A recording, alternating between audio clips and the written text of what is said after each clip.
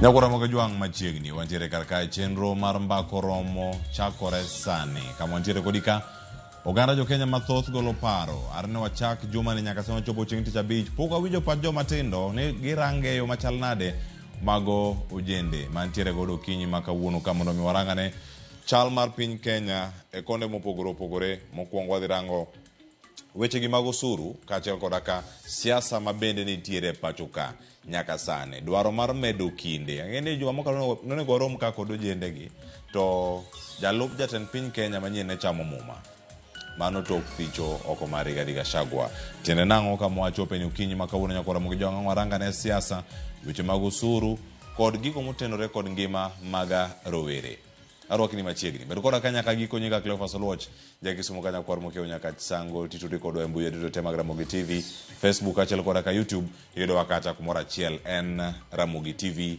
Kenya embuye mar YouTube kama itudi kodwa live Facebook video ntiere live mar Ramogi TV achiel ka achiel odiochiengni ma kawuono kibedo koda kanya ka giko wabedo kod ng'eyo ni chenro to dhi e yo machal nade an gi welo abich makuom gi bende osechopo kar kae ana mana mondo mi amigi thuolo mar mondo mi gimos wa okinyi makawuono ka warango chal mar piny Kenya chak gi nyadendi Faith Ken ma bende en jakedo ratiro mano mara ojende ma bende en kodwa achiel ka achiel e studio kar ka oyawre kendo machiegni Faith oyawre Cleophas ichio nade achio maber to in achio makare ayro kamana inya kuom lunga isho kendo mor biro kendo wuoyo gi oganda wa mag Joluo. An ilonga ni Faith Ken, an nyar Miuru. Miuru ni Migori County, Nyatike constituency. Ya kawuono koro ka okadwa moso jo Miuru, adwa moso jo Karungu, mamwano dhi liel thurgi. Koro jo Kodundo itate amoso uko telne gigija kwarwa ma en Daniel Nyauru. Ero kamano kendo machiegni uru etwak. Ero kamano ahinya Faith Ken. Kama chalo nyakora mogi joanga ntiere kae koda Okeja Brian mabende en jatend rowere ka National Reconstruction Alliance Party watu wako dokinyi makawuono yawre kendo machine Ramogi TV yawre ahinya Cleo ichio nade achio mafain nyinga Brian Okeja mana kaka nyamina wacho ambe ya Migori County actually Nyatike North Kadem koro ayro kamano kum luongo wa e show makawuono mondo mi wasum pachwa kaka ojende ta more importantly walend wuo on behalf of ojende moko yudo kai koro daer mar moso jodala mayandiwa Okenge Thimblich Nyatuoro mano kuma dala ntiere yes ero kamano ahinya ageni iromo kato koro Faith ong'eni bende en ge wari mawuok tike kamora achiel kar kae kama chalo nyakora mogi joan ka kod Davis bin Oluoch arwakni machiegni kar kae mano jakanyo mar ODM Youth League ma bende wan godo okinyi makawuono chenro mar mbako romo Davis yawre kendo machiegni oyawre Cleopas apa ni dholuo luongi ni Cleopas to Greek luongo ni Cleopatros an iluonga ni Oluoch Davis aja Nyabondo Nyakach constituency kanye monyuola God Mesa Kisumu County shows mar Lake Victoria ana jakanyo mar ODM Youth League kuom higni 3 koro an jandiko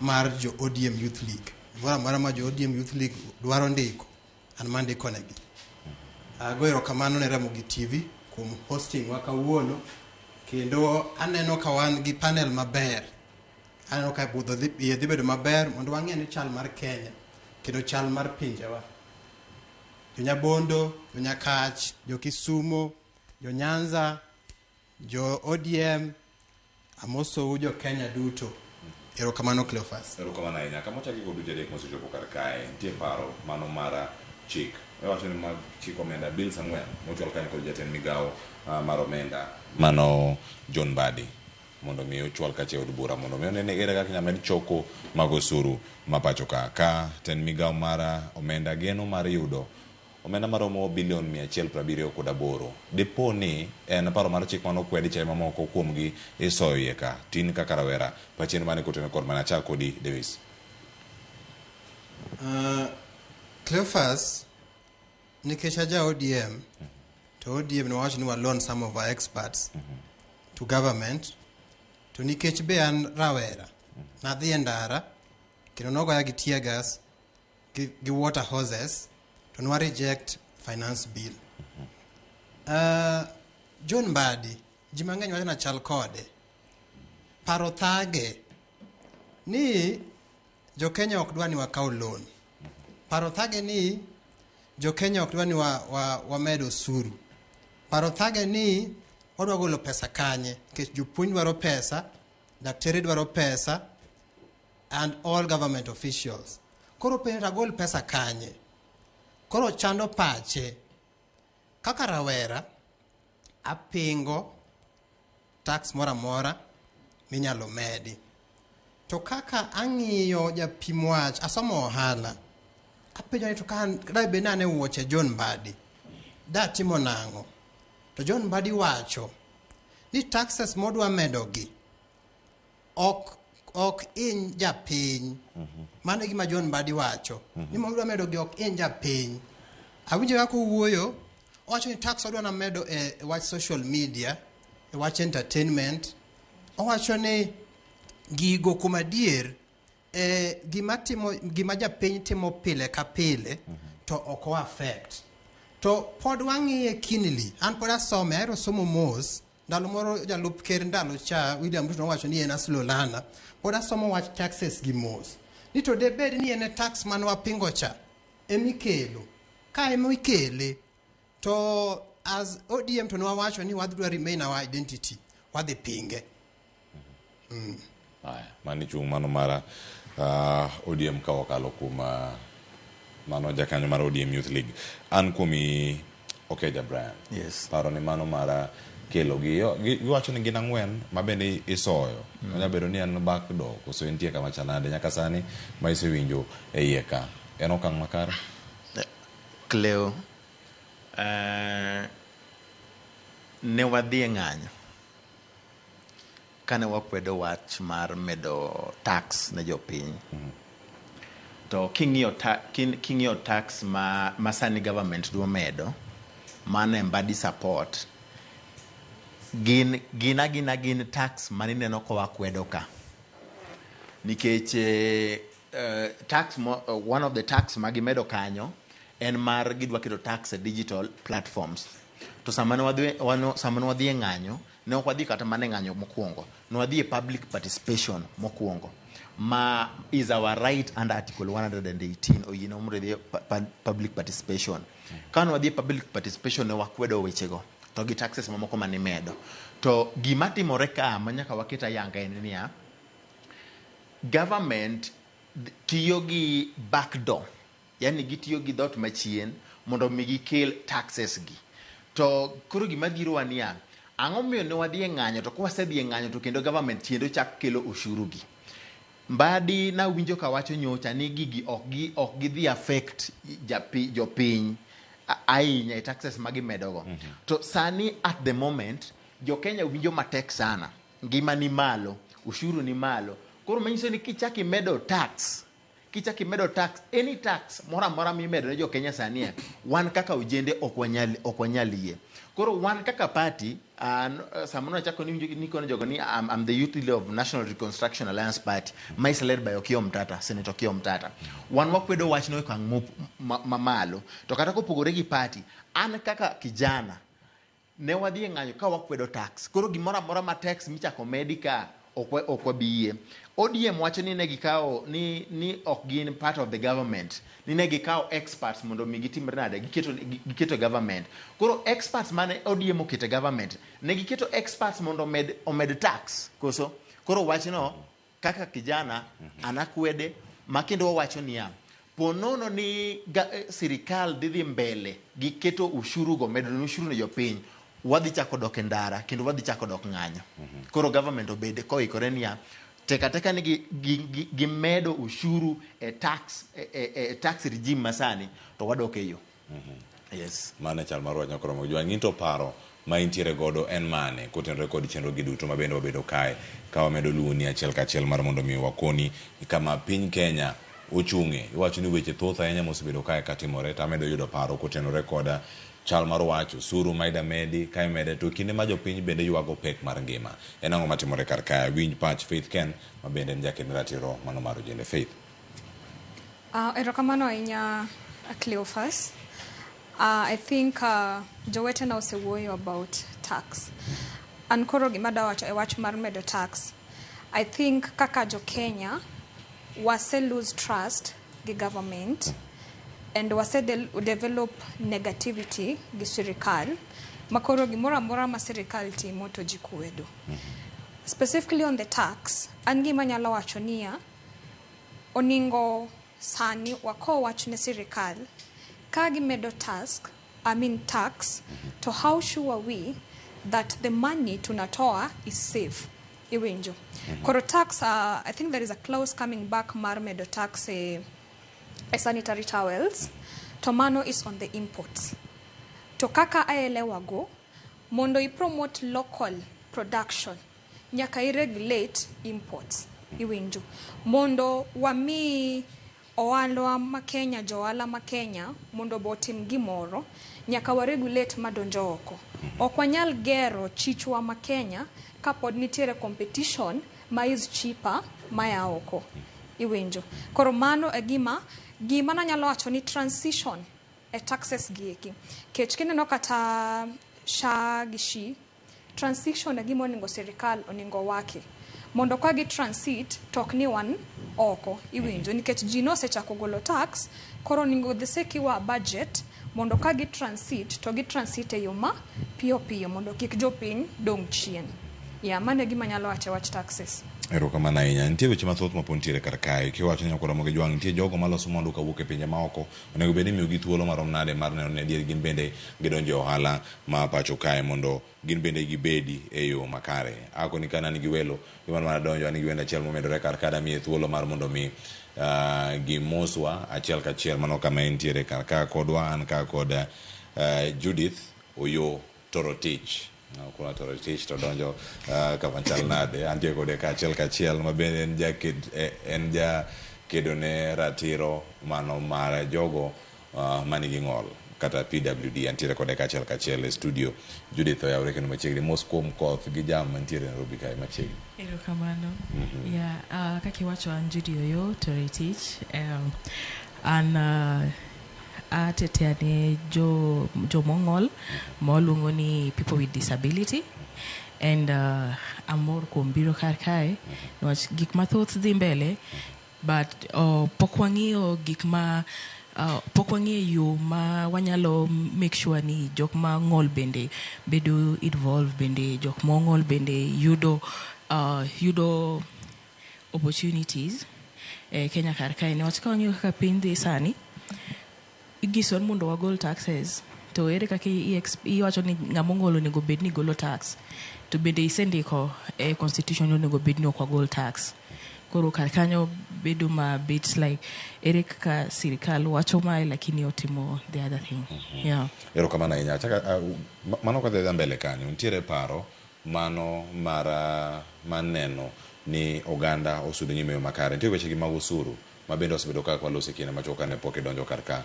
Gidhi bedo gi thuolo machal nade nikech nitie paro mar kelo paro mag chik mano kwedi kinde mokalo dweche mosekadho chien kamano kelo ng'anyo kendo tho kendo lal mag ngima mathoth ne oganda jo Kenya kar ka. In gi paro machal nade? Mokwongo nitie moro kama wacho ni nitiere iwacho ni fully built electric motorcycle mano dhi bedo kar ka, dhi bedo kacha kod custom value mare idhi bedo kacha kijuogo atamalo 3. Mano machiel kuom gigo madhi bedo ka iduoko kod mwandu mamoko mantiere madhi bedo ka ijuoge weche gi mag osuru manyien meda duokgi. In gi paro magewi? Kenya kar kae ka sirikal poko bedo tin mondo ng'iso kaka otiyo gi budget ne. And sirikal kendo chako ng'isowa ni odwa keto usuru. Keto usuru ok rach, lakini ere kaka itiyo gi usuru ni. Kata usuru mine ni tiyo godo ni, ere kaka okonyo jo oganda wa.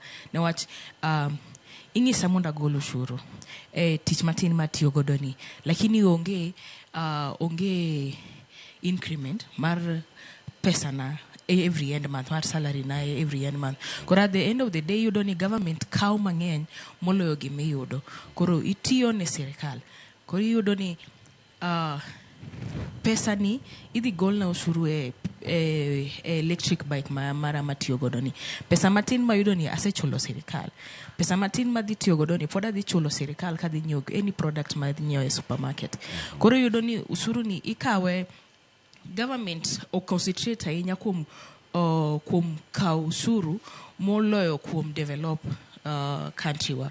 Koro iyudo ni wadhi bochopo e point mar ni watiyo lakini onge development mora mora madhi bedo. Koro the rate mar poverty mar joma onge nyalruok dhi bedo maduong' moheo the gap in between bobedo maduong'.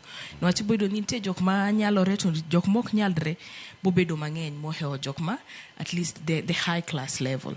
Koro government paro mar medo ushuru ber, lakini implementation mar tiyo gi ushuru ni rach. Yeah, koro mane the first thing monego bed ni government ng'iyo. Ong'ere moro okonego wasebedo kwa golo ushuru. Dak government ong'ini pesa ni mosebedo kwa tiyo godo ni ere kaka watiyo kode. King'iyo ndalo Kibaki ting'i sani. Wagolo ushuru moyo kata ndalo ma Kibaki chandacha. Lakini pod waholo atamalo maduong' moyo kaka ne waholo back then. Erokamano ahinya. Paro mathoth ma pod donjo kar kae. Davis, sirkal bende oseto gi thuolo makare mano mar kono oganda ni osuru ni idware, to osuru ni onego bed ni ichiwe kata ikawe kuomi e yo machalo kama. Jatend piny Kenya mana higani nowacho kanyo ni kama oserem en communication mare, kaka ichwalo weche gi ne jopiny. Nyaka sani woni obere koso obedo e yo mopogore. Mano kan kuom Davis. Cleophas, aparo ni sirikal ndiko joma ikgi ng'eny e sirikal. Mano e State House, mano e ministries, mano e bunge. To king'iyo kata mana ng'anyo mang'eny sani timore social media kokikele ground. Sirikal onego ndik joma tindo mang'eny manyalo run communication mar sirikal. Nyaka sani communication mar sirikal pod en very poor. Nikech nyaka sani kata mana wach mar Adani pok wang'eyo ni eto details mag Adani gin mage. Sirikal pok ogole lela. Kata mana tax magidwa medogi en mana mbaka migoyo mana e back seat.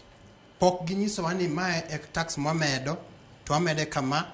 To communication no ochopo ne japiny nang'o e dho mayot ma japiny nyalo winjo. Communication no ochopo ne nyathi school nang'o ma student ma e dho ma student nyalo winjo. Kopogore gi dhok to tools mage ma japiny man dala Nyakach nyalo winjo. Tools mage ma japiny man Sori nyalo winjo. Tools mage mag japiny man Garissa nyalo winjo. Ten dho mane mayot. To tools sani ng'eny. Nitiere WhatsApp, nitiere Twitter, nitiere mainstream media. Sirikal pok otimo maber. Ok anyal wuondi. Nikech wach mar medo osuru ni. Kok wawinje kata mana ir CS kende. Ok wane any other communication makelo gino ma kelnwa go malong'o. In kuom ranyisi ni mani winje kanye. Na winje mainstream media. Mano mare no lala kanyo akang walose kendo mondo mi oduogi wang'eni jowa temo kanyo kanyal mondo mi yo sauti ka owuok kokier kama to dhi kendo mondo mi oduogi en mana lose kachiel mana kama chope kar kanyo gima ne Davis medo leronwa. Okeja Brian awinja ne paro kawuok kuomi kar ka sirkal osetimo tudruok makare kata loso ewi chenro gi kaka dwaro kaka ne jatend piny osingo. Gima timore niya onge gima sirkal nego manyalo wacho. Ka Ruto wacho niya ni shida mosebedo en ni osebedo ka ji okonye jogene motiyogo jo cabinet secretaries, maybe principal secretaries, okosebedo ka konye kono jopiny gik magitimo. To kora penji niya ka onge gimutimo jotelo go gidhi yudo ang'o magikono jopiny. Gima timore gi sirikal mar Ruto en niya en corruption. Kata sani ka giwacho weche tax mana kaka nyaminwa wacho kania ang'o magisetimo ne jopiny mokwongo kata kapok gimedo tax.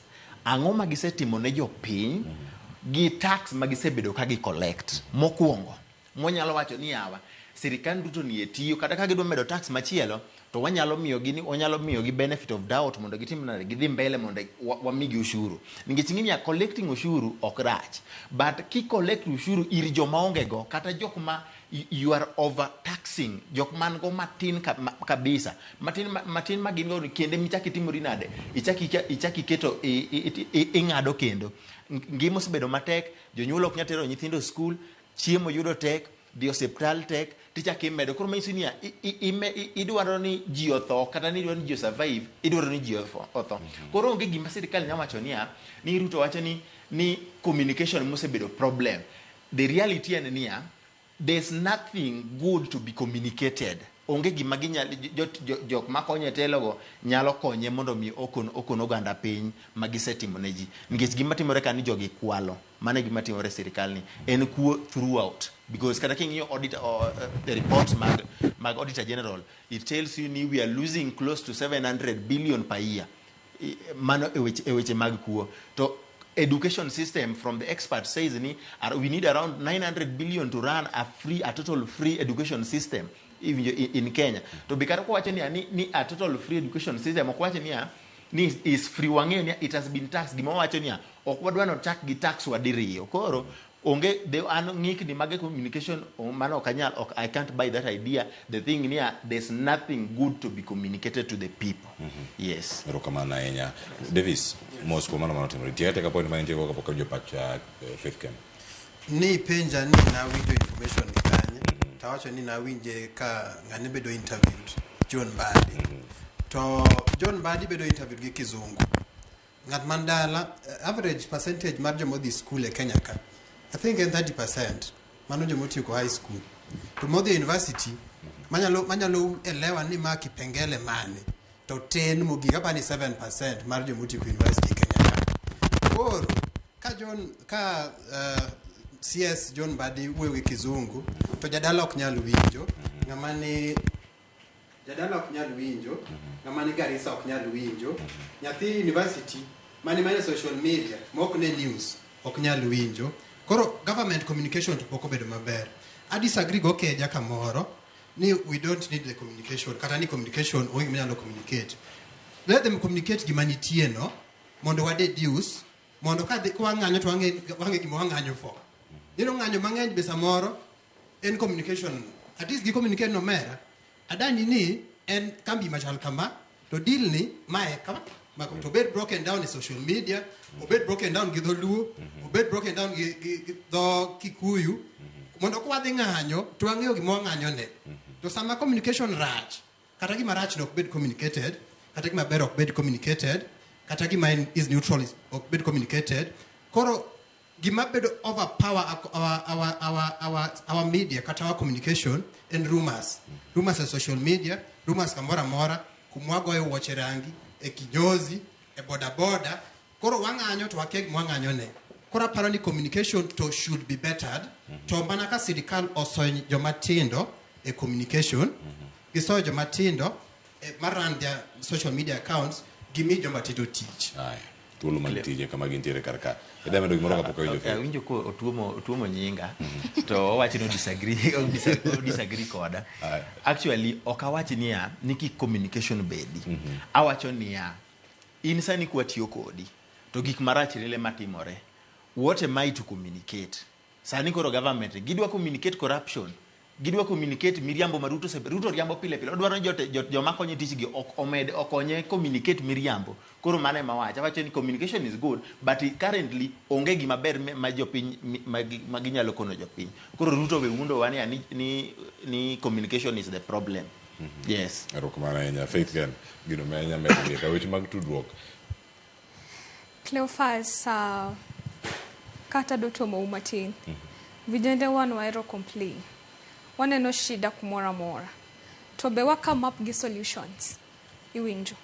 And always gini ok dhi maber, gini ok dhi marach, gini ok dhi iwinjo. Gini dhi marach. Sometimes wabedo rupiny wa come up with solutions. Iwinjo. Wa come up with solutions manyalo konyo kaka vijende to manyalo konyo piny wa bende. Information nitie.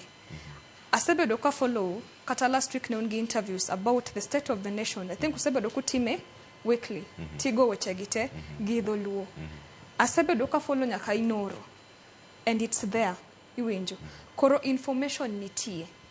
En manania, mana wacho ni wase develop negative mindset mar serikal, magimora mora mokel elela, waparo manani mano ben managi marach, iwinjo. Koro kwa nyalo weyo complain, mondo wachak paro wambe solutions, iwinjo.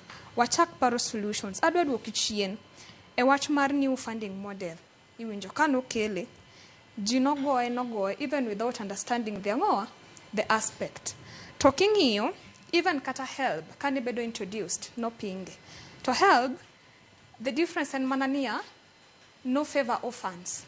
Talking here, dalantie sometimes even orphans, mani maber masamorono yudo sponsors, but ontiere students mapuwa moingo orphans. Koro makosa mane sirikal otimo a new funding model and data collection, iwinjo. Emuyudo ka nyathi jadhier niketo e band 4 to nyathi at least nigi gimoro ikete band 1. Kane ginyalo manyo the actual data, gior ji ground okaw data mondo wa implement go, iwinjo. Koro kuwa keto pachwa ni ok wadwa listen to gimoro amora, to wabro neno mana maricho, iwinjo.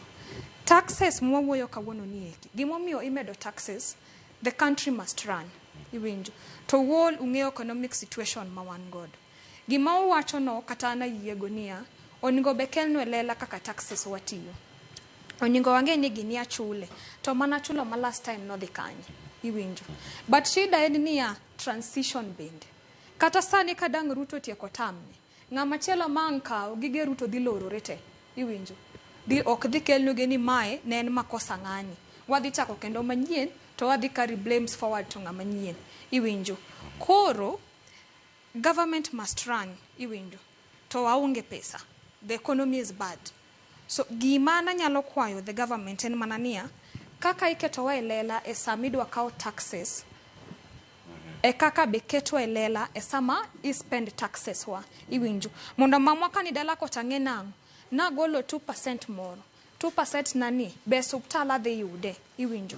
2% nani, be gini dhi yude. Mabiro nyaka county allocations. Ku allocate money to counties. Pesa wani konyo wanade, iwinjo. The bursaries, the 40% moningo the to education.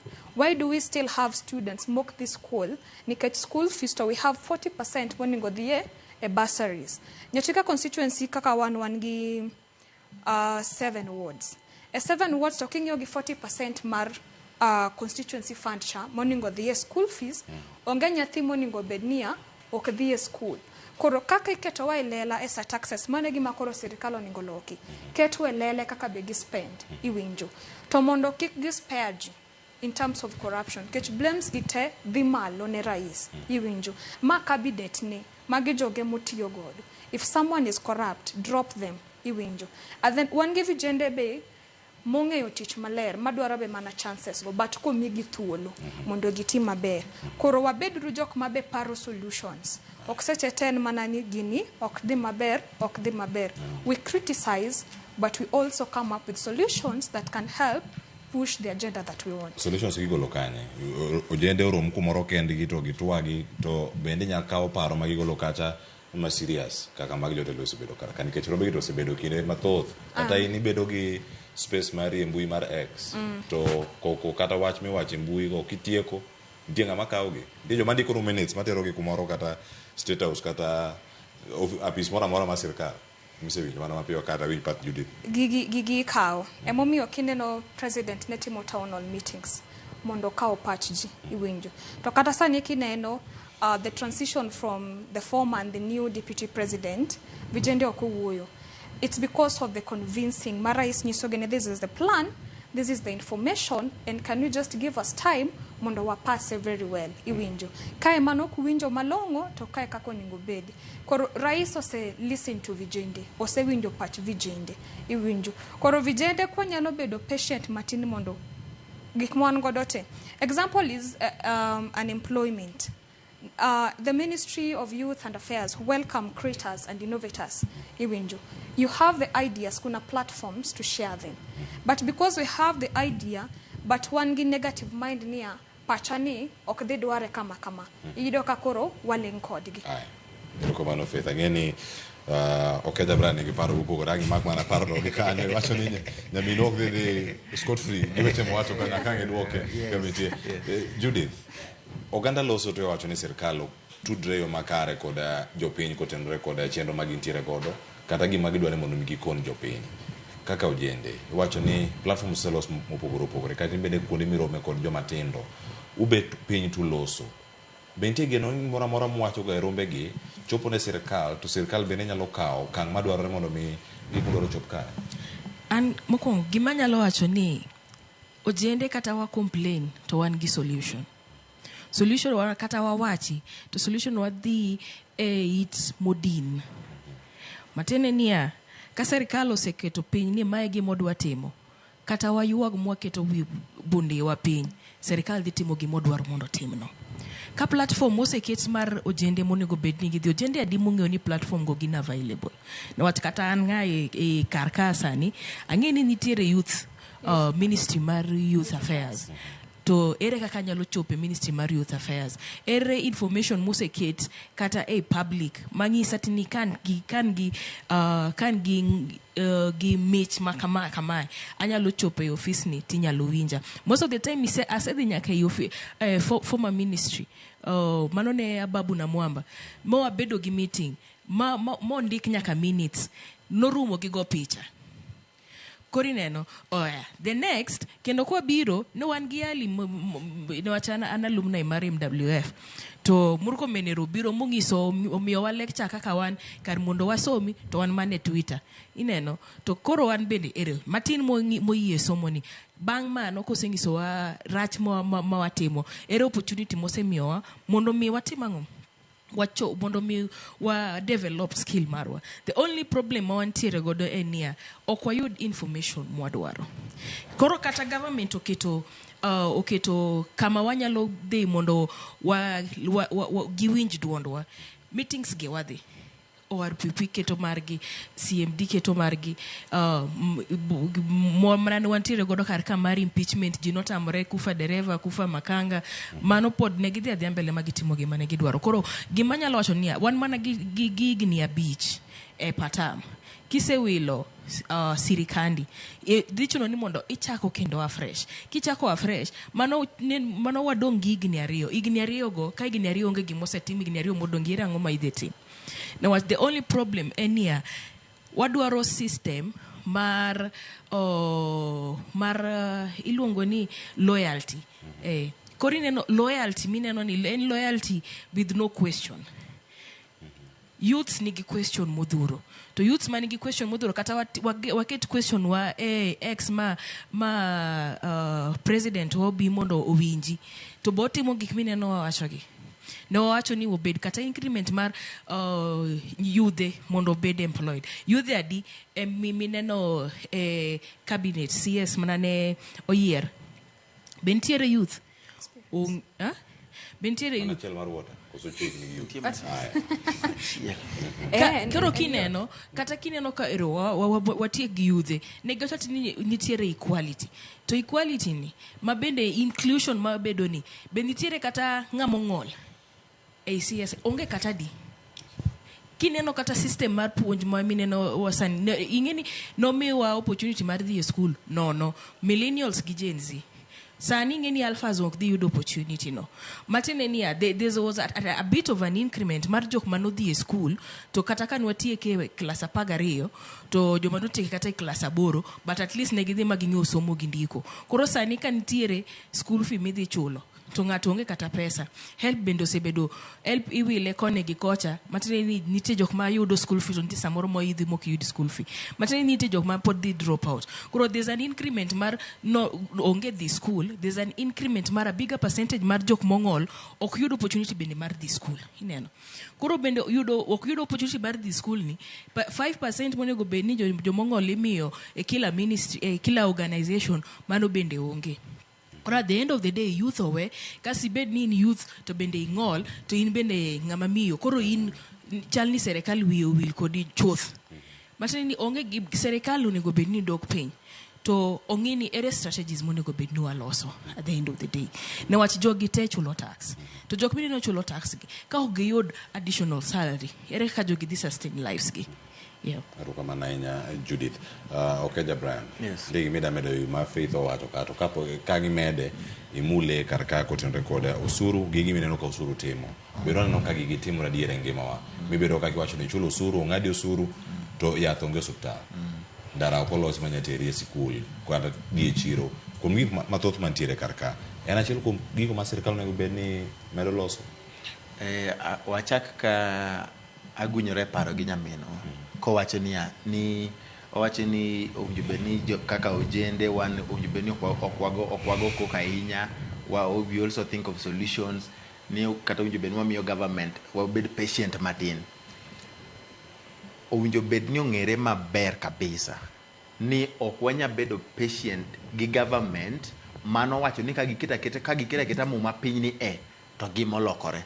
Ok wanya bedo patient gi government maka wawuok oko mondo mi wawach weche maricho matimore government to gimakowa, gigoyowa, ginegowa. Ok wanya bedo patient gi government ma osekawo health sector moketo ma health sector is stuck.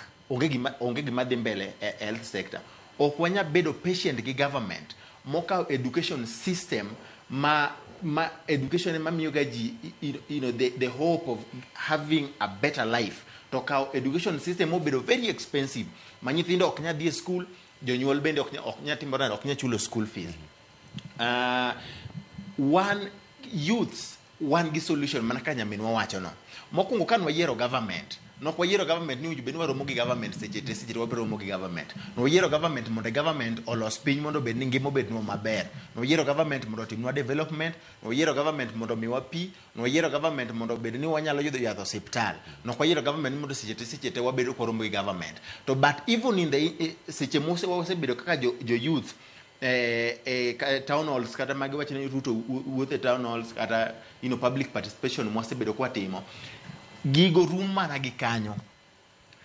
Gimora mora mo wasebedo kwa wacho gimora mora kane ochakore kata gi finance bill ma 2020 kata mana ma 2023 de jo piny notamore jo youth no dhi public participation mo wacho ni weri gi wachno. Finance bill ma 2024 no wacho no kwadwa.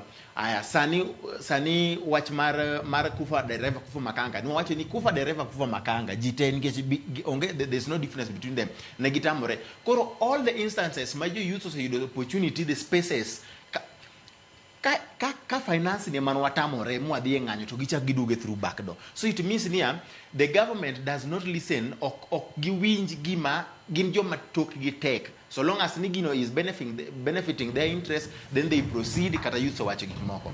Aya, koro kaduge penjo mi penjo ni to gik ma kaluore gi ushuru ma government osebedo ka choko. To be jo piny feel kata giwinjo ka be ushuru gi be chenjo ngima gi kata timo gik monjo be ni timo. Onge gik mosebedo ka timore kae. The country is stuck. Economy ni malo. Development projects are stuck. Iwinjo. Education system is very high. People are dropping out from schools. Donge. Jinindo kech. Koro ere gima government nyalo kono wania ni ushuru magisebedo kagi choko ni konyo ngima jopiny. Ushuru mosebedo ko choki en ushuru jogo sebedo ka kwalo. Makana sami neno gikelo koro gikelo jo giwacho ni gikelo experts jo makoro gikaw jo ODM gikelo kaka experts. Gidhiro ne mana jo ODM shida gi nge ka sanie ka mbadie mane opingo ushuru to koro kawuono mbadie ma support ushuru koro manyiso ni gikaw giketo gi mtego. Koro japiny masani sandore kabisa. Nagolo example kumoro niya sani kidhi kata mana e miecho wakidhi dala kwa dhi eliel king'iyo jikani eliel king'iyo waka wan eliel to ipenjo research moko niya ni to joma ni eliel gi gine magi ywago maiti koso maiti ma ywago gi nikech king'iyo suche oner kech chamo ji ngima tek kabisa ji onge pesa to my government mano wacho ni pesa mfukoni.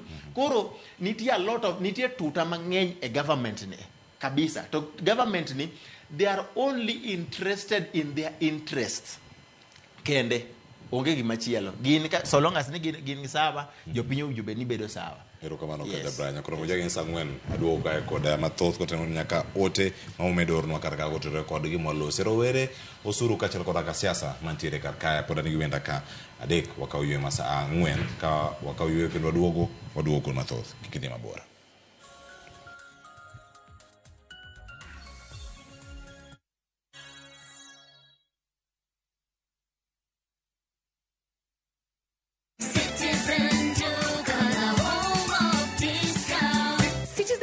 The home of discounts inakuletea this week's Mama Safi package from Quickmart. For only 906 shillings, utapata 1 kg powder detergent at 329 bob, 800 grams bar soap at 149 bob, 4-pack white tissue paper at 189 bob, 140 grams toothpaste at 199 bob. Hizi zote ni less than 1,000 shillings, meaning utasave 219 shillings ukitumia Citizen Duka. Piga *487*5#. Choose Quickmart. Then select Mama Safi. Lipa na ukisha lipa utapata message ya kwenda kuchukua package yako kwa Citizen Duka counter ya any Quickmart supermarket karibu na wewe. Citizen Duka, home of discount.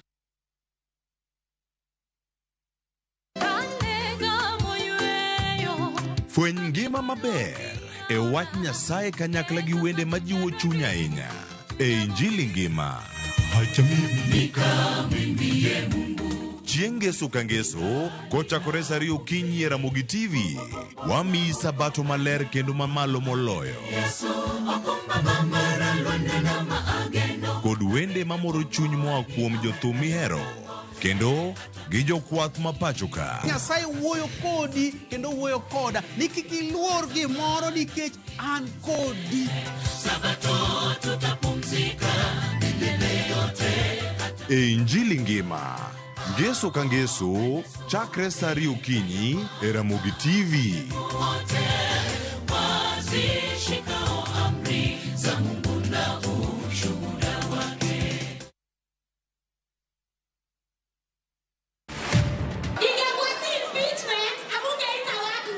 Mbona hiyo time ya mambo ya airport wakutuita tukae chini? Kozi saa hii president na mdogo wake wamekosana. Wacha walinizimia hiyo mic.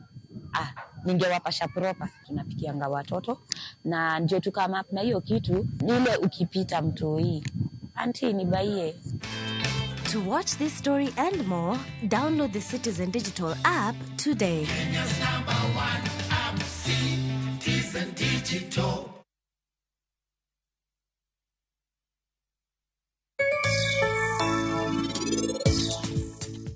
Nikech an ang'eyo nyakono maber ahinya. Nikech en ok oyie gidonje dalani, to bende en ok orwako anyuola wani kata matin kaka mare. Waya, kikibed gi buok. Let's open big doors that harbor progress. In all the places that we are. KCB ni yangu. KCB ni yetu. KCB ni yetu. For people, for better.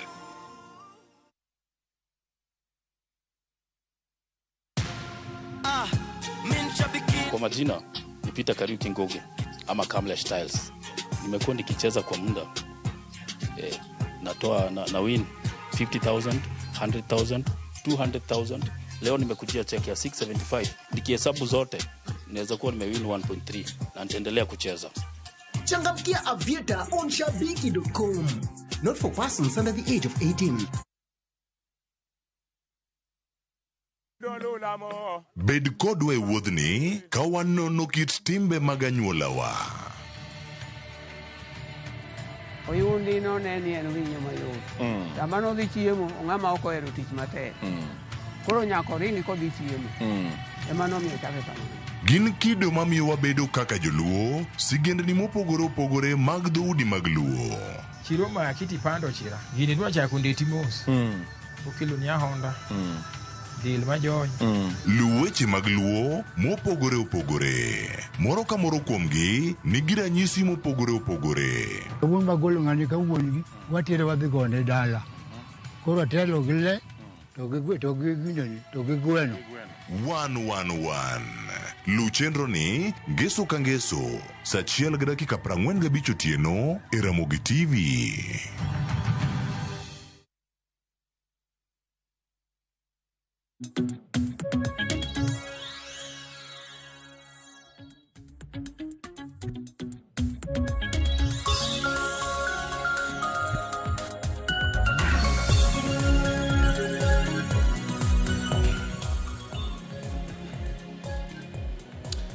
Machiegni kendo nyako Ramogi jwang'en mor marani pod ikete kar ka e chenro mar mbako romo. Nwasuni ka duogo koda paro kuom joneno kachiel koda ka jogo mabende osebedo ka ornwa ote. Yiena mondo mi akale ote gi achiel kachiel sani kanya yudo ote mago mag Facebook kod mago mag SMS line omena 3:6 kaeto bang'e ang' wayud thuolo mar duogo. Wach mano Ruth Nyathi Ochieng' owacho ni wach usuru to pek pacho ka, to koro kama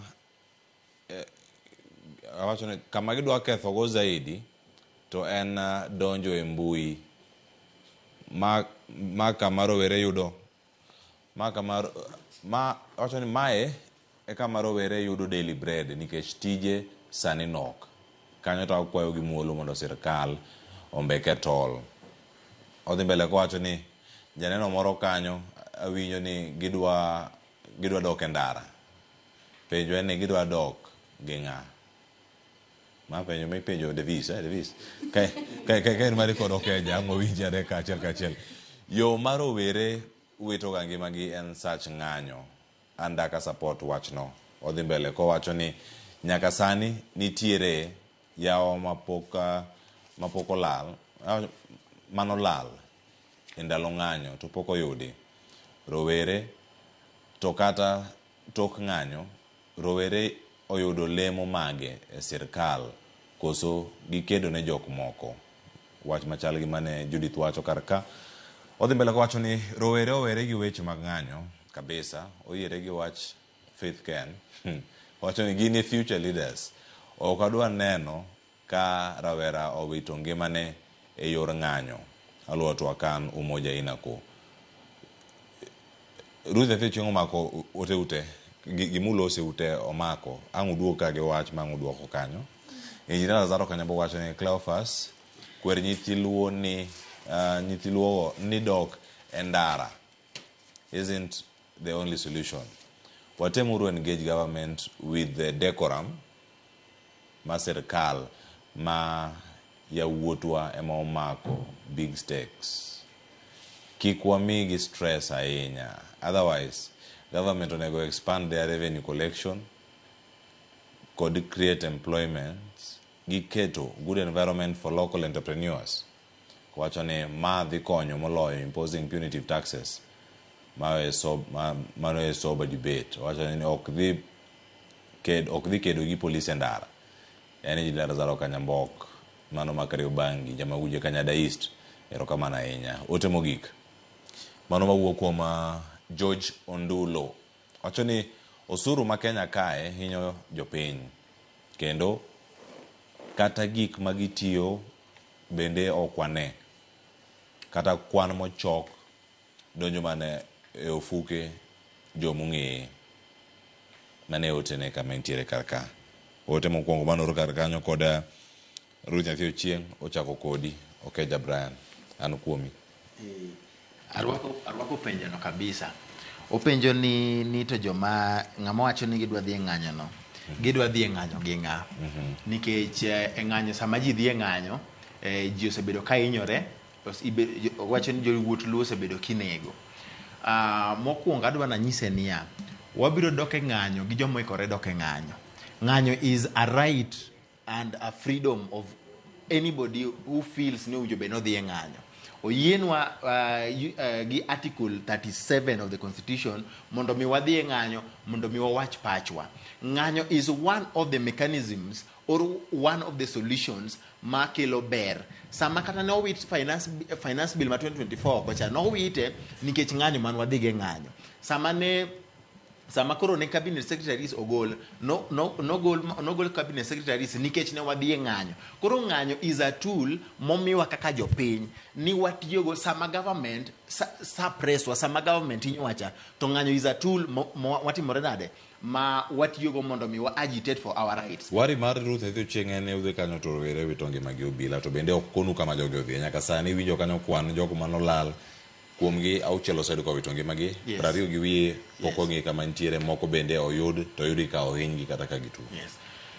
En gima lit kabisa ka rowere owuok dhi e ng'anyo tinegogi. Onge ng'ama wuok ode ni mondo mi otimre ni ohero ni mondo dhi e ng'anyo. Ji dhi e ng'anyo kaluwore gi ngima mosebedo matek to gi kaka government tiyo kodgi marach, tiyo gojende marach. Koro sama ojende wuok odhi e ng'anyo, en gima lit ka a constitution wacho niya ni we have a national police service. To gima timore ni we have a national police force. Koro en duty, it is the duty mar the state kata mar the police mowinjo benia sama wadhi e ng'anyo to gi protectwa. However, bedo niya ni moko kuomwa osenegi e ng'anyo, kata moko kuomwa osebedo kisando, moko kuomwa osebedo kimako, ok en gima dhi miwa mondo mi wawe golo pachwa wuok kwa chung gi chir mondo mi watim ang'o, wa defend the constitution. Article 3 of the constitution wacho niya owinjo bed ni jo Kenya te uphold, respect and defend the constitution.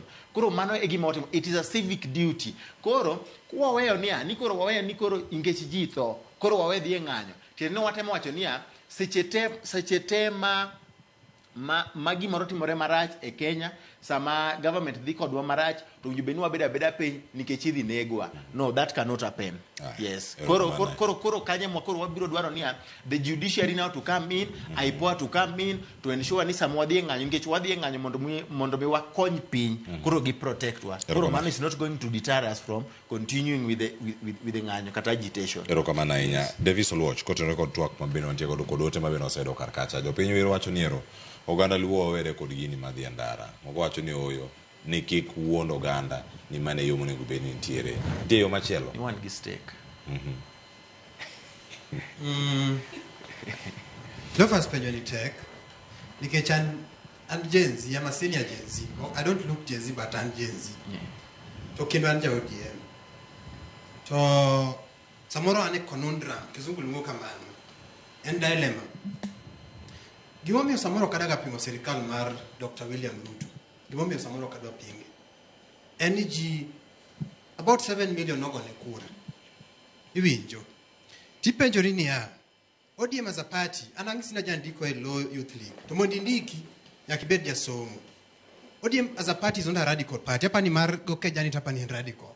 One a center left party. One a liberal party.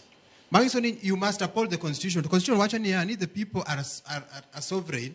To the people ginoko ne Ruto kura. Tipenjori ni okay. Mangisoni Ruto ni a president. Mano nyaka bed kanyo. To ng'ama ne gone Ruto kura nen ng'a. Asti penjori ni ya. Ka somo manifesto mar ODM 208. Ta somo ma 2012. To Raila no promise ji gimoko 208. Emi ata ero Raila. To 2012 e manifesto ne okungo ndiko track record gima ne o promise 208. Gima o achieve 2012. Gima o achieve. Gimomiyo no achieve. Gima no ndiko 208. To king'iyo Ruto manifesto mare mar 2022. To beda sirikal 2012 nyaka 2022. Onge track record monyiso ni mae e gima adhi miyo. Mae e gima na promise 2012, mae e gima se manage mar timo, mae e gima wade timo. Ng'ama ne gone Ruto kura nen ng'a. Mano penjo mokwongo. Kech wan wadhi kamoro amora wapingo jogi. Penjo mi penja mar ndara. Oketa kama tek. Nikech asomo buge mar Malcolm X, mag Mandela, mag Raila Odinga, mag Jaramogi Oginga Odinga. Jogi kane gitindo, they realized ni ne gin duty mar fight for their nation and their continent. To ne gitimo kamano. Sani watindo. Apenjori danga bed kang'iyo ka gimoro dhi marach taling. Tichaki penjori ni ya. King'iyo mbele, nitiere ng'at mawacho ni begin with the end in mind, chak giko. Ing'iyo mbele 30 years mabiro kata 40. Tipende ka koro nyithinda obiro bedo kamoro. To no us airport kana ngima to nan nyalo biro Ramogi ma wuo gi Cleophas to no use airport kaneno nyithindo ne penja ni to ni timang'o chieng' no Faith kana follow ga spaces mage to en beto no duok nyithinde ni atu na loso kata spaces moko wa discuss Cleophas ni duok nyithindi ni hawa atu nane Ramogi natemo imiza jog natemo peji gimo okidwano use de okidwano use airport to keja bende duok no atu wadhi e ndara to atu Davis Oluoch na wach ni ODM no wacho ni kik wadhi e ndara to ODM to pod ok dwar pod ok wacho ni adani ber in fact ODM na winjo baba chieng' no ji nok dwa mana winje baba no wacho ni adani en osedhi projects mag adani moneno kama gima adani otimo to baba wacho ni ya deals gi bed transparent in fact joma okosonwa gin joma noor India mondo los deals gi there's no transparency iwinjo aya ndara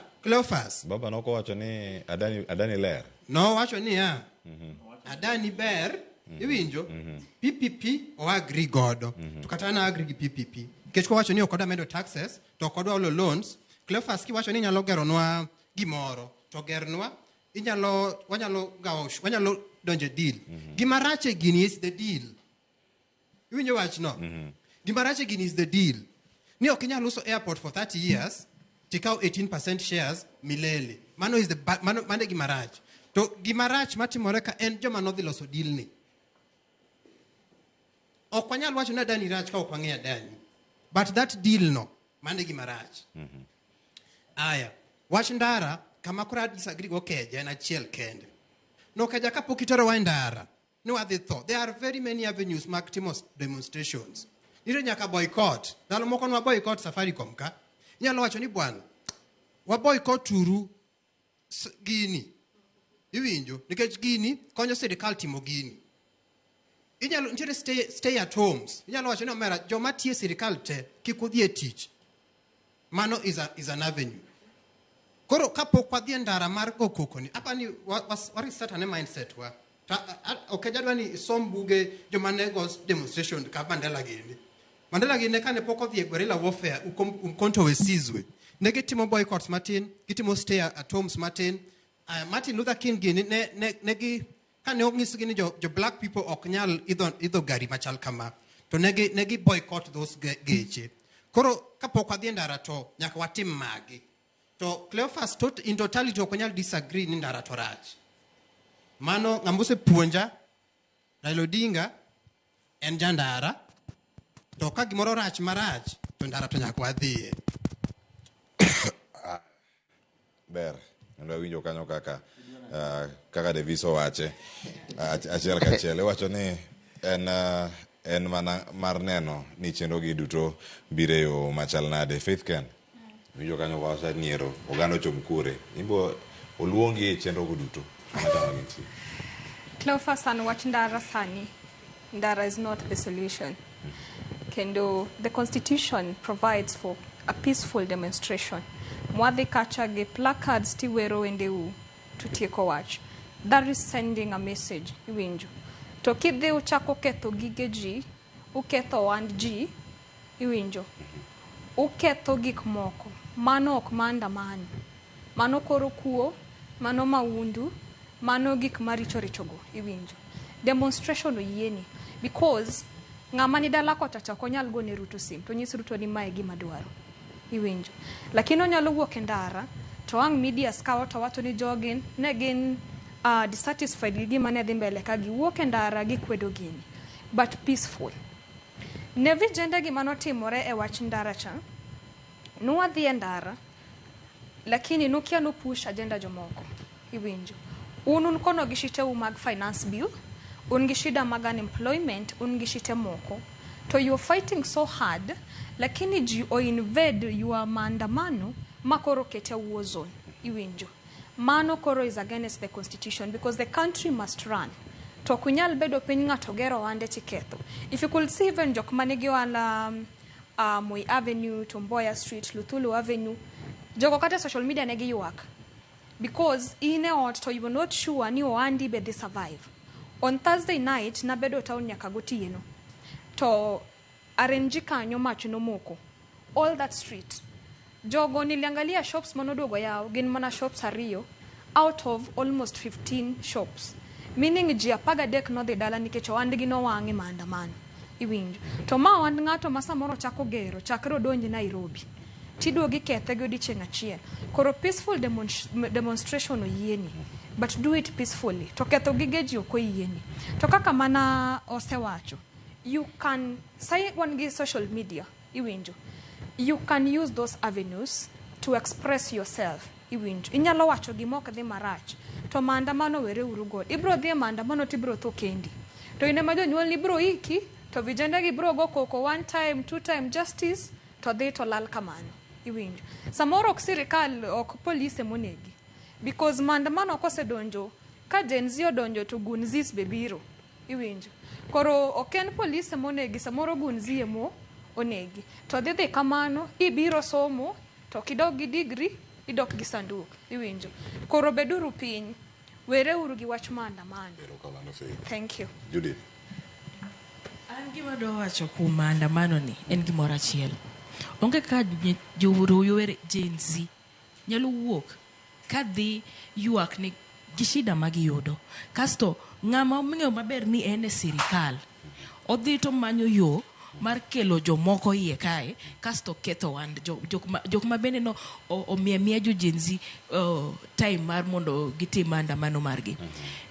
Mae kelo penjo niya, ang'o momiyo wantiere gi iluongo gi ni intelligent police officers, police service? Why do we have them in the first place? No, what gine monego bed ni ging'iyo ni magi jomagi mabiro ketho maandamano ni. Koro maandamano mane timore atima ma ng'ato ting'o pige gi placard ne obedo koro ni en maandamano matimang'o maketho gine ne mwandu ji. Kasto serikal duogo chatini ubiro tutako go police. Onego bed ni serikal kendo jok mantiere serikal go ema gibiro to gikelo jogegi. Matini ni maandamano kata itimo, kata sani ka wachi nodwa timo maandamano mar peace, nitie ng'at mabiro to donji diere kar kae. Maandamano pod onego bed ni watimo, lakini onego bed ni walos ei wan wuon. An ka ng'ato biro to chula mondo bi aketh maandamano madhi konyo kata nyathina, aparang'o. Ineno, maandamano krach, to be maandamano konego bed ni rumo gi sani. Ang'eyo maber ni an ok anyal ringo no, wachan gi tiel achiel en prosthetic to morono. Koro ing'e ni ringo no ok anyal ringo maber. Koro samoro atieke gi ka internet koni. Ineno, to koro nitie jok rowere manyalo wuotho several miles to gibe gitieke ndara koni. Matire niya, wakonyre jok manie ndara ni koni to jok manie internet ni koni. Koro jok mabiro to ketho maandamano ni en monego bed ni gine magi miyo wadok chien. Maandamano to maandamano krach magbe maandamano konego bed ni rumo sani. Kamano. Ndik moro madani mondo ilose to wamake waduto kapok waloro pat mara osuru duto kama ntiere.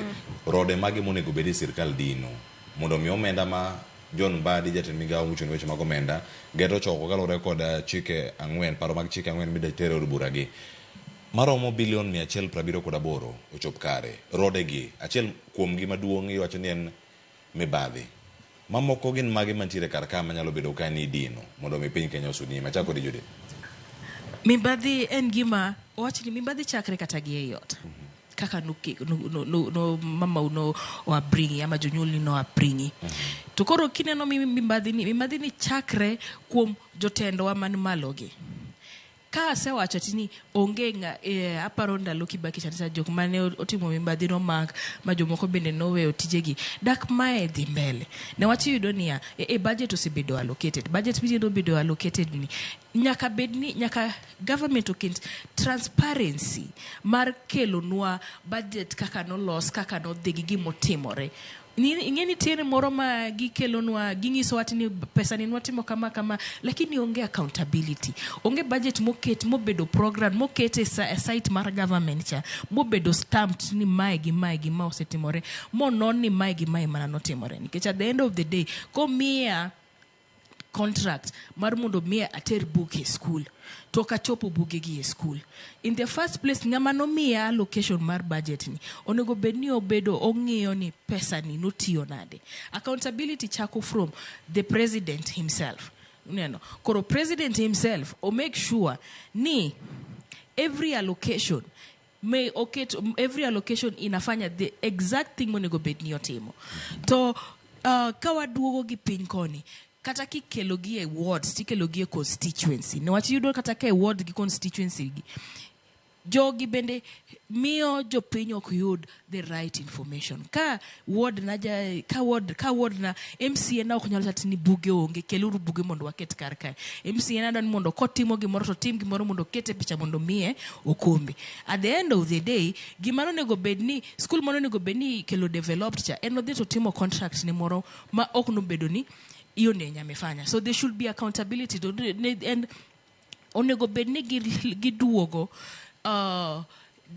alafu our judiciary system, our kabire police, our courts, our judiciary, like everywhere is just corrupt. My onego bedni gin independent.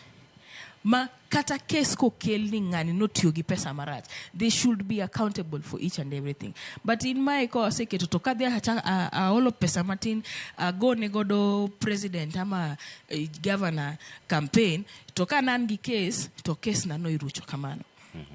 Ero kamana enya rot machalo mantie ka orakre kodo machal nade okejo. Cleo gimaduong ka en niya, do we uphold constitutionalism? Kaka jotelo, jotend jopiny be giluoro katiba, nikech katiba is the doctrine momiyowa the roadmap kaka gik moko te winjo bed ni itiyo godo. Koro jotelo winjo bed mokwongo mondo mi wadin wach, nikech gima duong' momiyo gigi timore en kuo, en mibadhi matimore ka. Koro ma is going back to jotendwa niya, owinjo bed ni ging'eyo niya sama gibedo elected, people are supreme.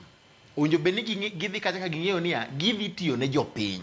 Koro means mi bed ni giluoro katiba, ma katiba be kendo chako golo gimiluongo ni values kata principles of governance.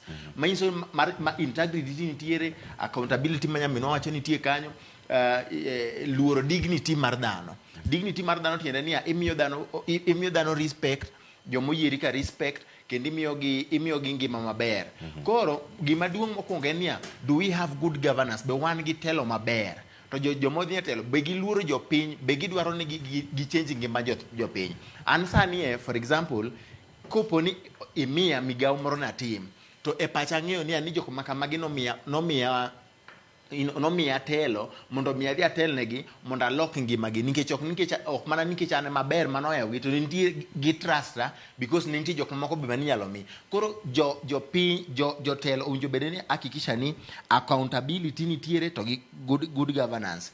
Aya, nitie gimoro be matimore ka maduong' ma kelo issue Kenya ka ni kickbacks. Kata king'iyo wach adani ni en kickbacks. Nitie joma dwaro ni gidhir tenders kasi imiyo gi pesa moro. Yudo ka ng'ato ni kata nitie project matimore e ministry, project is supposed to cost kata mana let us say 5 billion. To yudo ka ng'ato hike gini kata omiyi tenda mondo itimran yud kickback. Koro to me gima duong' en niya jotelo mondo mi oluor constitution, mondo ging'e niya ni sama jopiny oyierogi mondo gilok ngima jopiny. Kamano, Davis. Cleophas aparo ni John Mbadi temo. Mano mokwongo. Mar ariyo, itegi microphone mari makare. Mar ariyo, aparo ni Judy to wacho that judiciary. Wabed gi cases ma ka oyudi da matene to sentence. Mano story mar corruption. Mar ariyo, aparo ni we need to digitize our functions. Maka Cleophas idonjo office to iketo lweti kamoro to ng'ani Cleophas odonjo tich. Pesa ma ichoko, in fact KRA apani John Mbadi osewuoyo mang'eny ahinya wach KRA. Kaka wachoko pesa obed digitized, kaka pesa no tiyo obed digitized, then transparency, then wang'eyo ni mae ka tax watiyo. So digitization and story mar court cases. Then there's the oath of office ma Okeja owacho ni samidonje e telo, so you need to know ni atiyo ne jopiny kinyasacha. To ker bende onego ng'e niya sama osemiye telo mae ng'ama nyalo yiero mondo konya, nikech sama ker osemiye telo ni mae mondo ti maber, to ng'ama okwongo yiero mokwongo en Gachagua, mar ariyo oyiero Moses Kuria e ministry. In king'iya ng'e maber ka ng'ama neno malete koni ma to ok dhi nyalore. Koro wiyo samoro kata pingo sirikal tama. Mar adek en jopiny ma kanyo ta disagree gi Faith ng'anyo to kata party leader na masani wacho ni nie sirikal ko winjo ka wacho ni ok adwar ng'anyo to dhi feel marach. Mano e gima ose fight for. Ng'anyo to gima nyaka pod bedi. Nikech ka things otamore work, nikech okejano okelo a very good situation. Our education sani ni piny, okwange wa gamble gi education system, wa gamble gi healthcare, wa gamble gi our infrastructure, okwadhi maber. Okwadhi maber as a country. Wa gamble gi infrastructure, wa gamble gi healthcare, wa gamble gi education. Mago are three key things manie piny kae. Aya, nitiere gik moko matimore clandestinely. Kizungu luongo ni tok piny. Ni idwa kel kia seeds, kia GMO, gik matimore tok piny, term limit, gidwa medo. Cleophas, etinwani, kokwatang, to nikech jogi to dongo. In another 20 years, 10, jomoko dhi bedo kosi wuok. Wan ka Nyasaye omedo ngima to wan pod wanyalo bedo in another 50. To the next generation be hold you accountable. Koro kik wayie, faith kik wayie. Aye, faith. Kik yie. Geno mantiere karka. Mana kwanya mana kama Davis owego no. Nikech sani warango rode gi mantiere karka. Sirkal osewache yo machal nade. Wacho ni corruption onego bed ni dino. Okone ka jogi idil godo yo madwarore. EACC ntiere karka. Mako ji tero e doho. Ka ono nene gazet. Ng'ato tere e doho. Doho we thuolo. Kendo wacho ni accounts gi oyaw. Nikech gimokwongo. EACC nokochwalo neno maromo maketo jogi nyadieno tiyo yor mibadhi mondo mi giyor gik magintiere godo. Mago kod buche mamoko aseno karem kochopo e doho. Koro gima dwa wacho mokwongo kanyo to sirikal oningo otia bidii, oningo hold ji accountable. Iwinjo. We deserve a corrupt free nation. Iwinjo. Oningo bedni kik wabed gi leaders mapod ni malo kata to we know they have dark history. They have very bad their CV is not that good when it comes to accountability and transparency. Koro kanyo to sirikal oningo hold ji accountable. Kendo do the independence of judiciary oningo duogi. Mondo kik obed politically swayed. Koro ng'ato ka ontiere gimose make ama gimoro mose miene mar corruption mar what oningo bedni soe.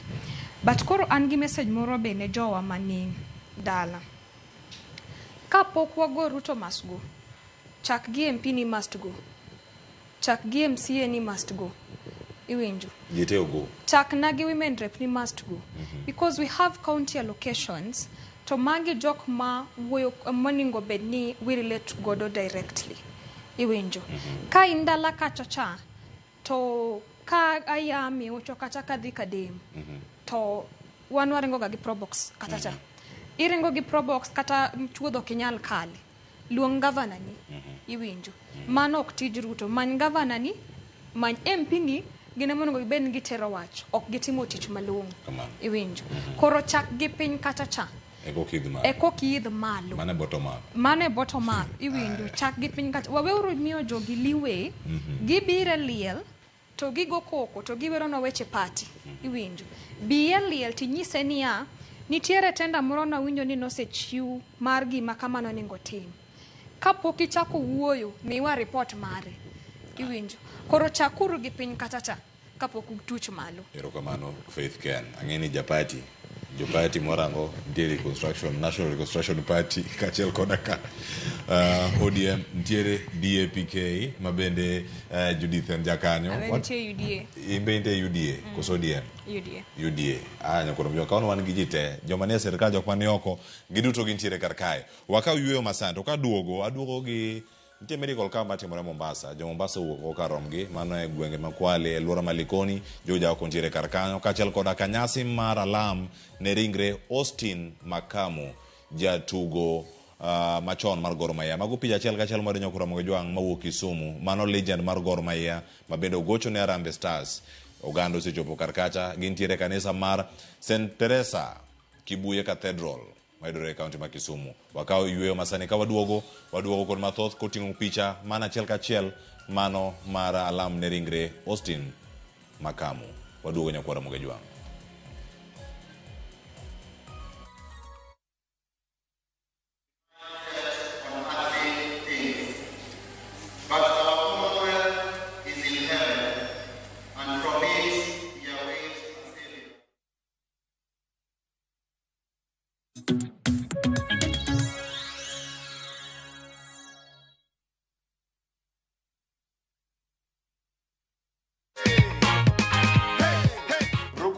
una expect kushinda? Nilikuwa tu najaribu bahati. Iganji kuna venye umeipangia? Niende pale showroom, niongeze yenye niko nayo, nitoe kaboda man. Senke. Hello. Wape top shota. Acha nikupe hapa hivi goodie bag. Goodie bag ingine ya Gen Z. Mavijana wa pale wa wanyama, tujipange na view sasa.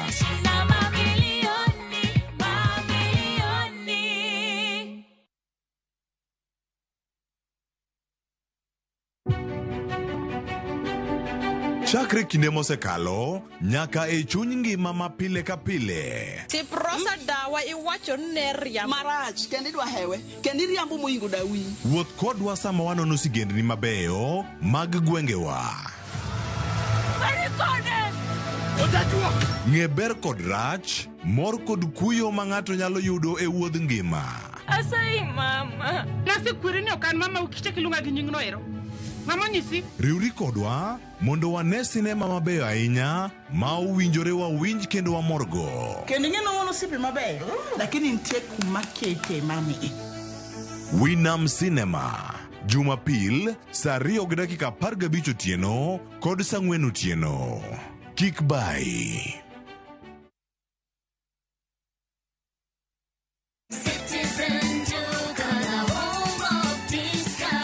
Najua unapanga kwenda shopping. Citizen Duka na Quickmart inakuletea ofa mpya ya mama mpenzi. For only 1,765 shillings unapata unga ya ugali ya 2 kg at 109 bob, unga ya chapati 2 kg at 149 bob, mchele ya basmati 2 kg at 649 bob, sukari 2 kg at 279 bob, mafuta ya kupika 2 liters at 539 bob. Hizi zote ni less than 2,000 shillings, meaning una save 332 shillings ukitumia Citizen Duka. Piga *487*5#. Chagua Quickmart, then chagua mama mpenzi. Lipa na utapata message ya kwenda kuchukua package yako kwa Citizen Duka counter ya any Quickmart supermarket karibu na wewe. Citizen Duka, home of discount.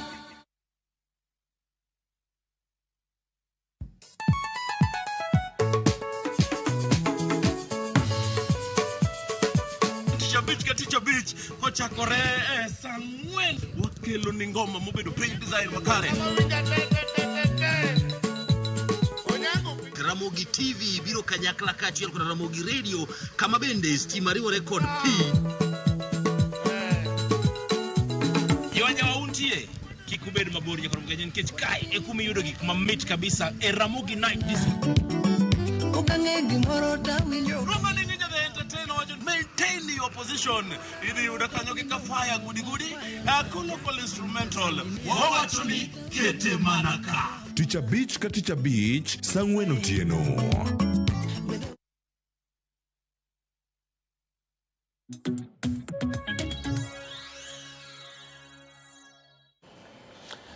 Machini kino nyakoro mojong'en mor mara ne podikete kar kaye na mondo dhi e kaunti ma Kwale, mano alwora ma mano wadhi Likoni e Kwale, mondo mi gikonwa ne gik matimore achiel kachiel kanyo ka joja oko nitiere, mondo mi okonwa ne gito ginang'o matimore kar kanyo en thieth manono. Joja oko nyaka sani chal mar wach en mane, thieth ma kamano mokelwa kanyo kod kambi mar All Media Services. Erokamano ahinya Cleophas Oluoch, chawinji maber ahinya. Wantiere Likoni, mano mantiere e od bura ma Likoni Mombasa, mano kaunti ma Mombasa, ok en Kwale.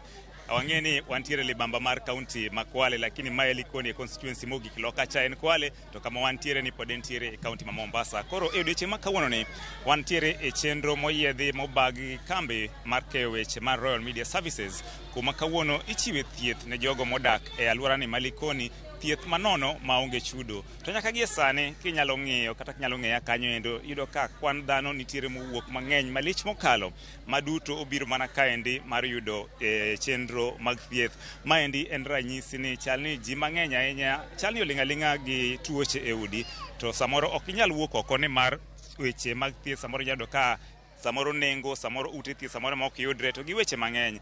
Koro kwan oganda mobiro kaendi makwar en mana ranyisi ni chal ni ji tuore atuoya e udi to ling'aling'a, omiyo chenro ma kama kobiro to koro gikawe mana kaka gweth mobiro negi. Adwa mana wuoye gi moko kuom jogo mobiro manyo thieth kaendi mondo ginyisa ni to ang'o ma gibiro e odiechieng' ma kawuono, to ang'o miyo ute thieth bende wang'e ni nitiere, to ang'o miyo ok gichopi kaendi. Machiegni ahinya, chakna chaka gi nyingi to inyisa ni to ang'o mokeli ka odiechieng' ma kawuono ni.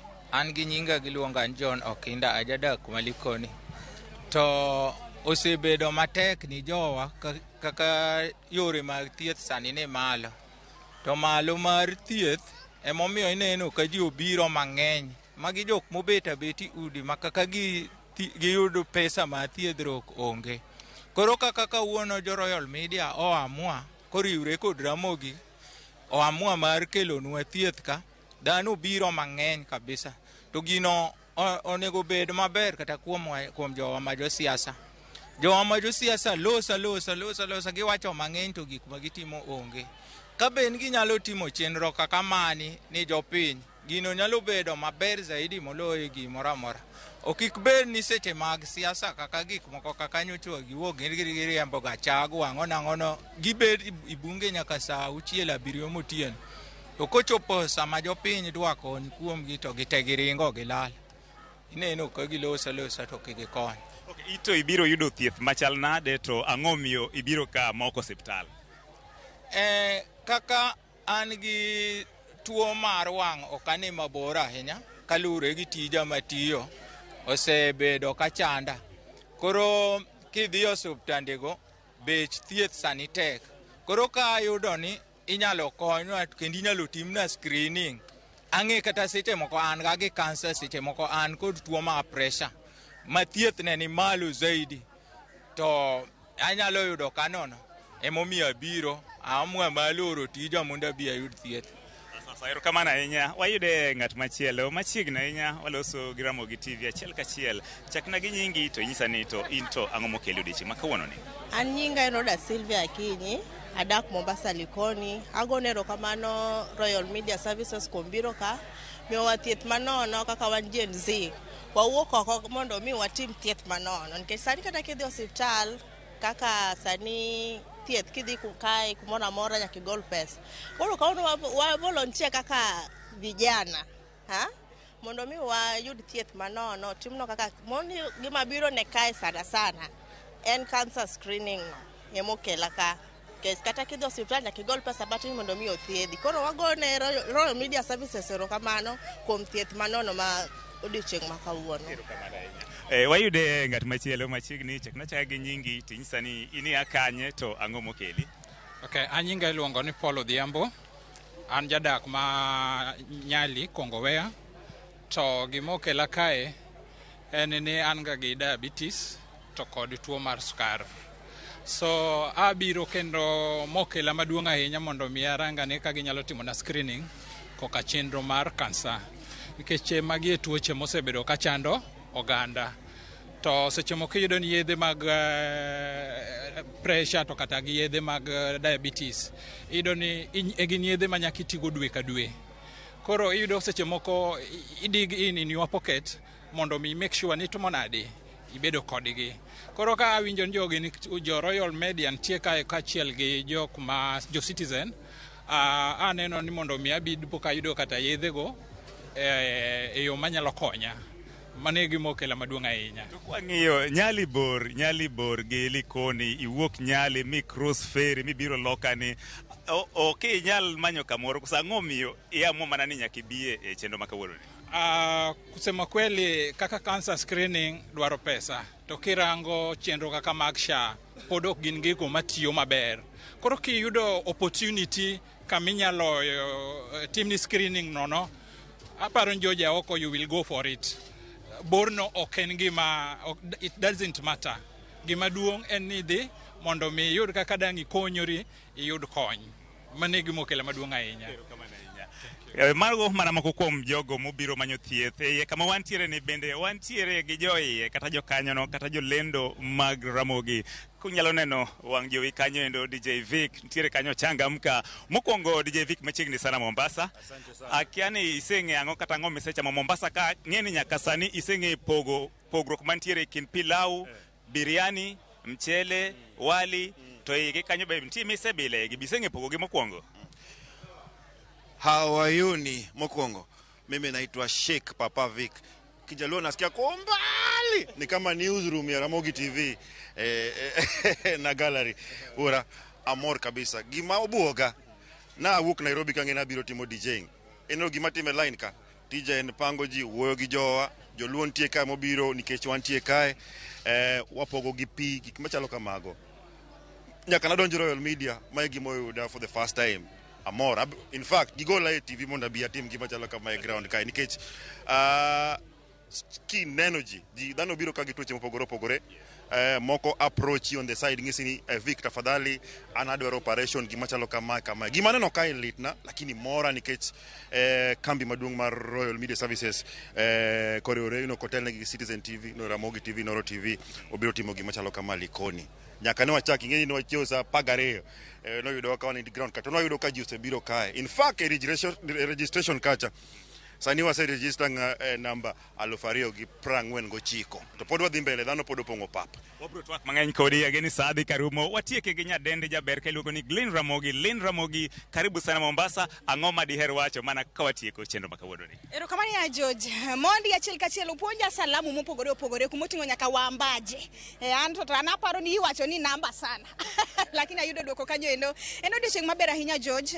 Namba cholo moro ahinya kod oganda mabende uwuok mang'eny kabisa mar mondo gine kaka ginyalo biro mondo gine kaka ginyalo pimo dendgi. Ma en gima timore mana nono, onge chudo moro amora mabende timo. Miyo pochgi pak ne kambi mang'ongo mar Royal Media and Services kuom kelo gima chal kama endi. Kanyo bende kitemo nono nitie jok moko bende nitie gi nyithindo matindo. Manyiso ni ok warang kata mana igni kata higa moro amora. Bora ni intie Likoni ka endi to intie gi shida moro amora bia mondo pimi eka koro wane kaka daktari nyalo konyi. Yath bende chiwo nono. En pochgi pak. In the meantime bende George arwaki e mbak ndalo nikech sabore wang'e. Nyikwara mokajwa ng'umor, uil, umuoch, kalgino wara.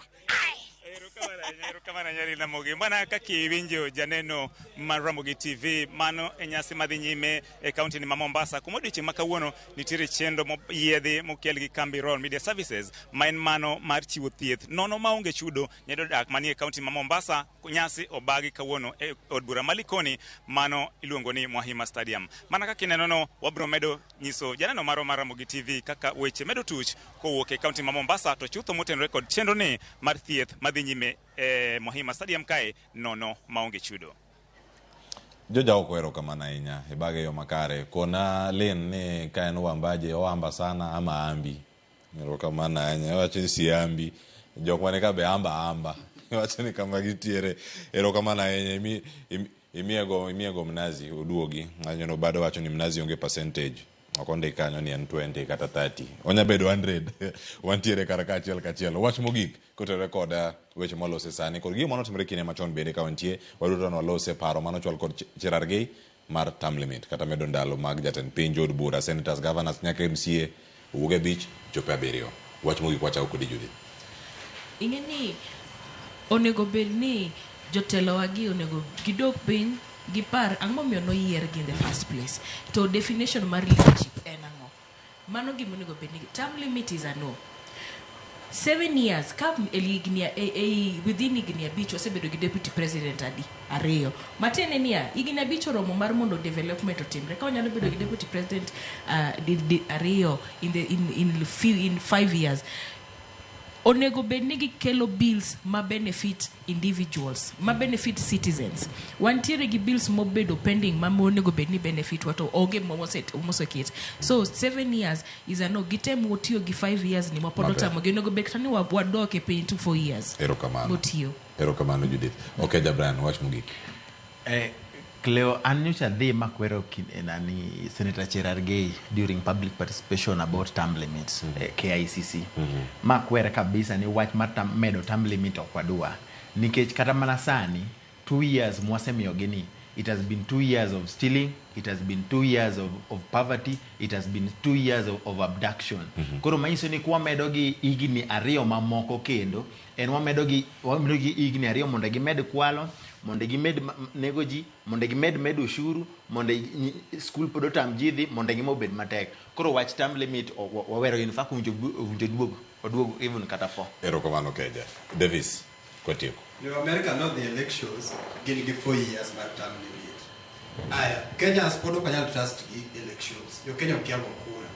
Pokwa you do clique of good leaders and Pokwa demonetize our politics. Kura politics is expensive and overrated. Nyaka chimoro wa achieve all those things.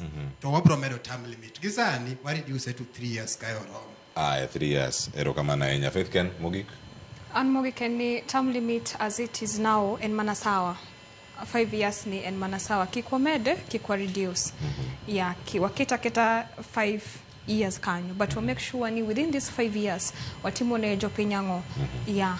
Aye. Faith Ken, Davis, Oluoch, Judith, Oyo Toro Teach, Kachel Kodaka, Okeja Brian, Iruka Mana Yukun Tulma Bedo Kodo King Makawuno, Sao Sekalo, Sa Angwenda Kapra Beach, Mani Makelo Yiko Maramba Koromo, Eroka Manoko Bedo Koda Kinegiduto, Niga Clofa Soloch, Jaki Sumukanya Kwarmo Kenya Kachango, Beneno Cheno Moko Magramugi TV, Waradi Chenguk Teach, Kama Yuse Goji, Yose Loyo, Segoji, Dabal, Uriti Masani.